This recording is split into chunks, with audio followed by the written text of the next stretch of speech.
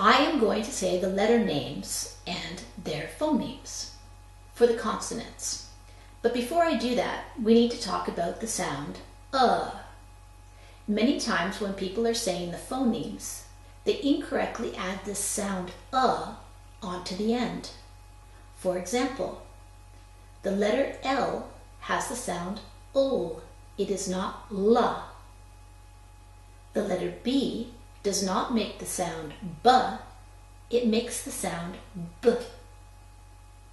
It's very important to take this off of the end so that we're saying the phonemes correctly.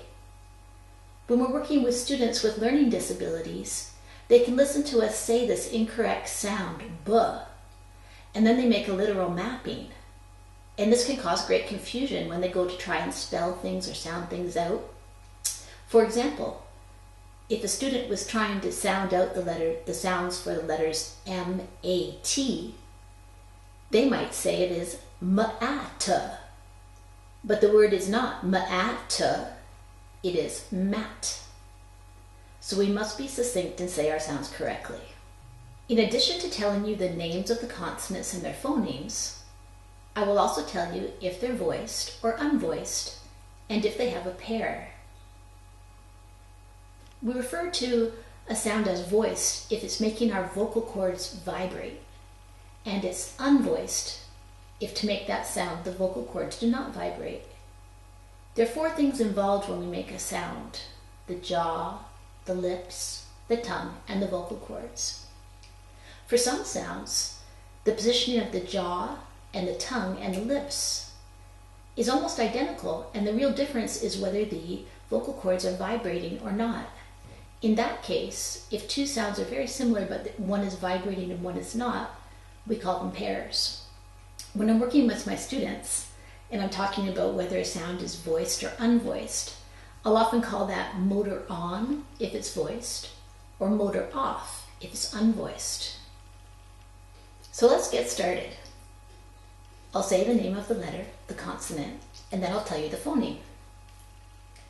This is the letter B. It makes the sound b.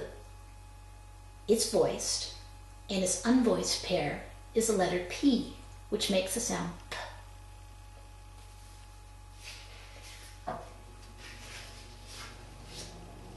The next sound is C. It makes the sound k. It has a secondary sound, which is s. This is the letter D. It's voiced, and its sound is d. This is the letter F. It makes the sound f. It has a voiced pair, which is the letter V. V.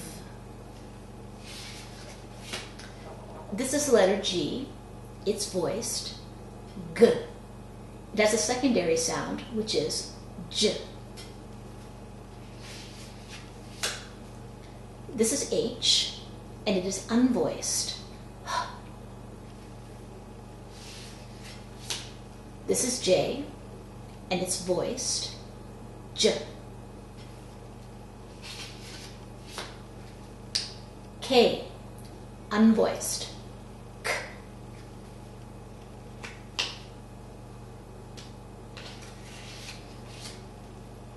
L, voiced, ol.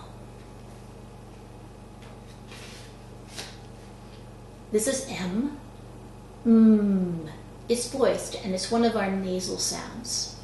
If you try saying this sound and you plug your nose, it's very difficult to do. You can hear that it's a nasal quality. This is the letter N. It makes the sound n. It's voiced, and it's also a nasal sound. This is P.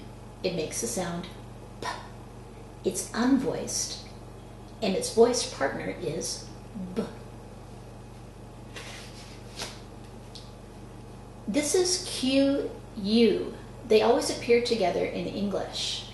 It can be voiced or unvoiced depending on the dialect. If it is being said in an unvoiced way, it's qu. And if it's voiced, it's qua, qua.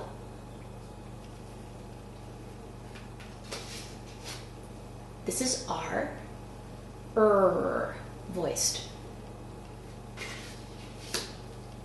The letter S is unvoiced. S.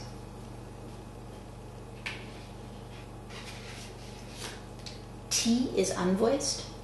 T.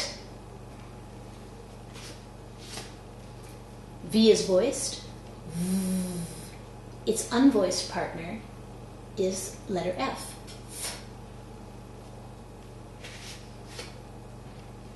W can be voiced or unvoiced depending on the dialect. W. X is a combination of two phonemes for K and S. So we put those together and we get X. When Y is acting as a consonant, it's voiced and it makes the sound Y.